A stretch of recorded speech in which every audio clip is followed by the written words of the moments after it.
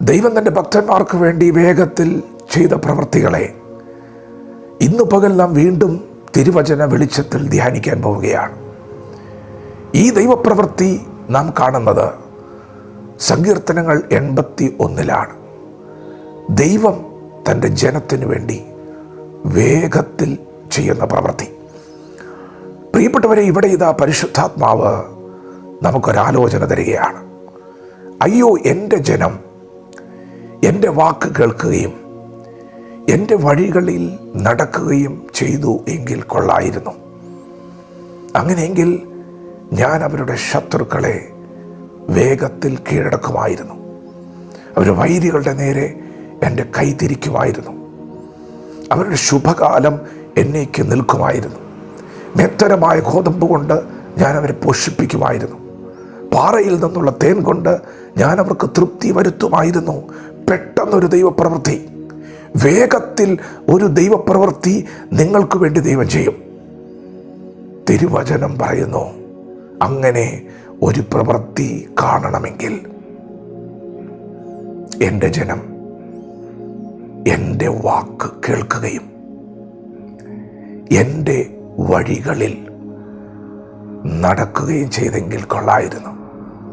അങ്ങനെ നടന്നാൽ, അങ്ങനെ എൻ്റെ വാക്ക് കേട്ടാൽ ഞാൻ വേഗത്തിൽ ശത്രുവിനെ കീഴടക്കും. പ്രിയപ്പെട്ടവരെ, നമുക്ക് പോരാട്ടമുള്ളത് മാംസരക്തങ്ങളോടല്ല. നമുക്ക് പോരാട്ടമുള്ളത് ആത്മമണ്ഡലത്തിലാണ്, അന്ധകാര ശക്തികളോടാണ്, ദുഷ്ടാത്മസേനയോടാണ്. യേശു പറഞ്ഞത് ശത്രുക്കളെ സ്നേഹിക്കുമെന്നാണ്. യേശു എല്ലാവരെയും സ്നേഹിച്ചു. എന്നാൽ യേശുവിനൊരു പോരാട്ടം ഉണ്ടായിരുന്നു, അത് പിശാചിനോടായിരുന്നു. പ്രിയപ്പെട്ടവരെ, നമുക്കും ഒരു യുദ്ധമുണ്ട്. അത് മനുഷ്യരോടല്ല, പിശാചിനോടാണ്.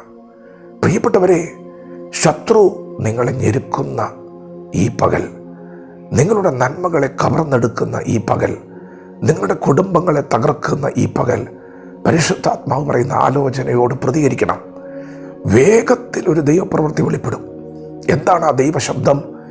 ദൈവത്തിൻ്റെ വാക്ക് കേൾക്കണം. ദൈവത്തിൻ്റെ ശബ്ദത്തിൽ ആശ്വാസവചനമുണ്ട്. ദൈവത്തിൻ്റെ ശബ്ദത്തിൽ വാഗ്ദത്ത വചനമുണ്ട്. അത് മാത്രമല്ല, ദൈവത്തിൻ്റെ ശബ്ദത്തിൽ അനുസരണത്തിൻ്റെ വചനമുണ്ട്. എൻ്റെ വാക്ക് കേൾക്കുകയും എൻ്റെ വഴികളിൽ നടക്കുകയും ചെയ്തെങ്കിൽ കൊള്ളായിരുന്നു. പ്രിയപ്പെട്ടവർ, ദൈവത്തിൻ്റെ വഴി വിശുദ്ധമാണ്. ഈ ലോകപ്രകാരം ജീവിച്ചിട്ട്, ഈ ലോകത്തോട് കോംപ്രമൈസ് ചെയ്തിട്ട്, പാപത്തിൻ്റെ വഴികളിൽ സഞ്ചരിച്ചിട്ട്, ഈ ലോകത്തോട് വേർപെടാതെ ദൈവത്തോട് പ്രാർത്ഥിച്ച് വേഗത്തിലൊരു മറുപടി എന്താ വരാത്തതെന്ന് ചോദിക്കരുത്. നമ്മുടെ എല്ലാ നന്മകളുടെയും അടിസ്ഥാനം വചനമാണ്. ദൈവമാണ് നമ്മെ അനുഗ്രഹിക്കുന്നത്. വചന വ്യവസ്ഥയ്ക്കകത്ത് വേഗത്തിലൊരു മറുപടി വരുന്നുണ്ട്. പ്രിയപ്പെട്ടവരെ, ദൈവം ഇന്ന് മുതൽ ഉറപ്പ് തരികയാണ്. നീ ദൈവത്തിങ്കിലേക്ക് തിരിഞ്ഞാൽ, മനസ്സ് വെച്ച് കേട്ടനുസരിക്കുന്നുവെങ്കിൽ നീ ദേശത്തിലെ നന്മ അനുഭവിക്കും. മത്സരിച്ചാൽ വാളിനിരയായിത്തീരും. നമുക്കറിയാം, ദൈവത്തിൽ നിന്ന് അകന്നു പോയാൽ അത് നാശമാണ്.